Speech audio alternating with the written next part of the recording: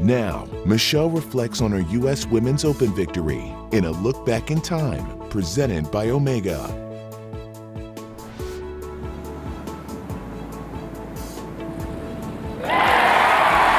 a way to break through for Michelle Wie at Pinehurst. Her first major championship is the U.S. Women's Open. I don't think it still truly has sunk in. It's been the biggest dream that I've had since I was, growing up and, wanting to play golf professionally. And the fact that it actually happened is just so special to me, especially that it happened at such an amazing venue like Pinehurst. It was a dream come true.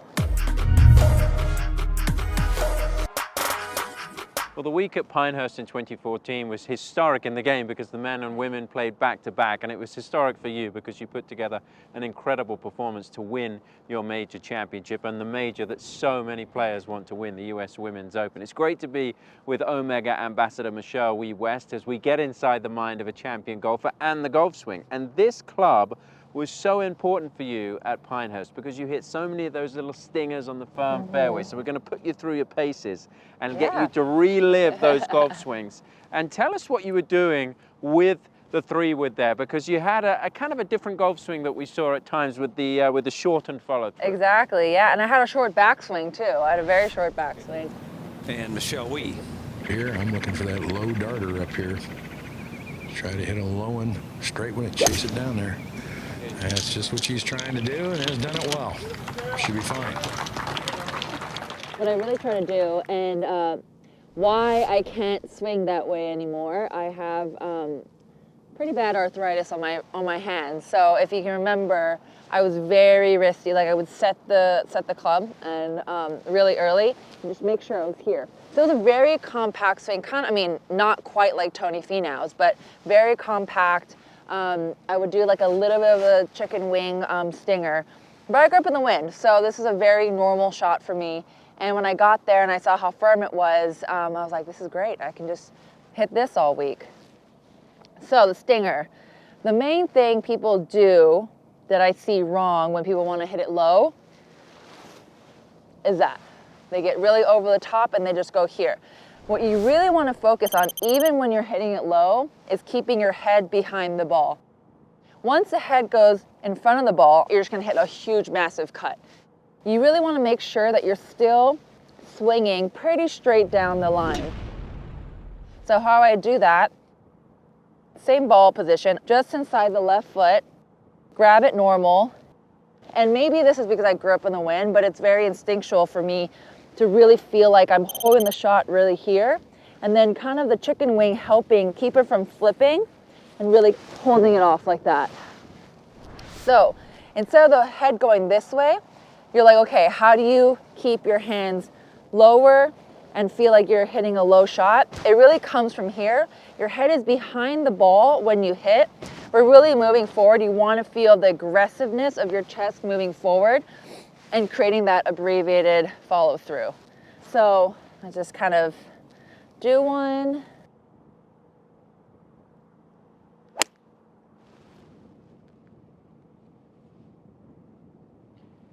And that was impressive. When was the last time you hit that shot, by the way? It's been a couple months. It's natural talent. Now, you talked about growing up in the wind, and it was a shot that you felt comfortable with because you played it from a young age. But when did it come into your mind that this was going to be a key part of your strategy at Pinehurst? I honestly didn't feel comfortable with my driver whatsoever that week. Leading up, I won in Hawaii when it was really windy, and I hit this shot in Hawaii. Abbreviated backswing and follow through. Dead center. Dead center. And I think from then on, I didn't really hit a lot of drivers. There wasn't a lot of opportunities where I had to hit driver, and I knew that the US Open was going to be really long, and I was kind of like, oh, I don't really feel great with my driver. But then I got there and I'm like, great, I don't need to hit driver.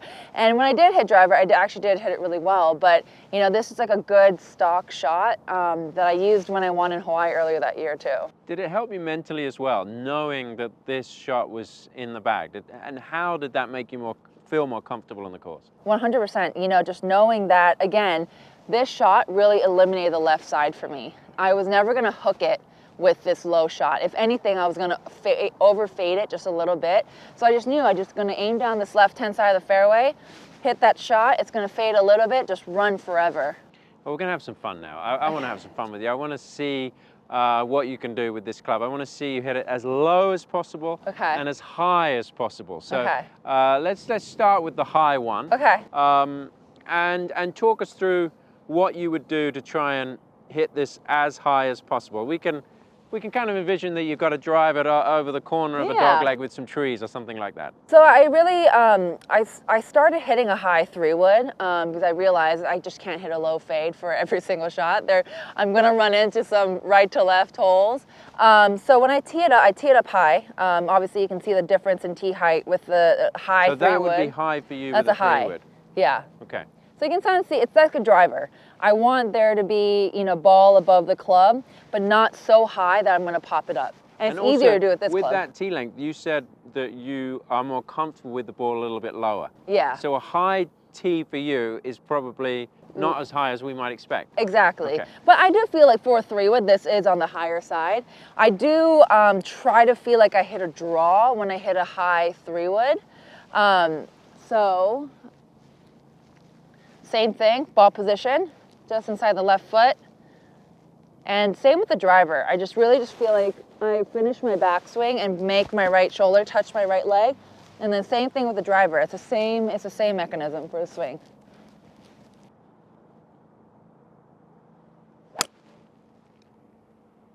That is pretty good, Yeah, that went high. If you've got that in the bag when you're back out, or playing in the member guest or the member that you play occasionally these days, that'll do you very well. Okay, let's hit a low one now. Okay. And I want you to hit it as low as you possibly can. Low as I possibly can. Actually one time I hit a low 3-wood, and I was at one of the major, I think it was the A&A, or now the Chevron, and they had the TrackMan behind, and I didn't catch it, so it went too low. I might have been actually calling that shot as well. Yeah, probably. Okay, so low as possible. Pretty much same setup, but really you want to feel like the head stays behind, but through the ball, you want to be really, really aggressive with your chest.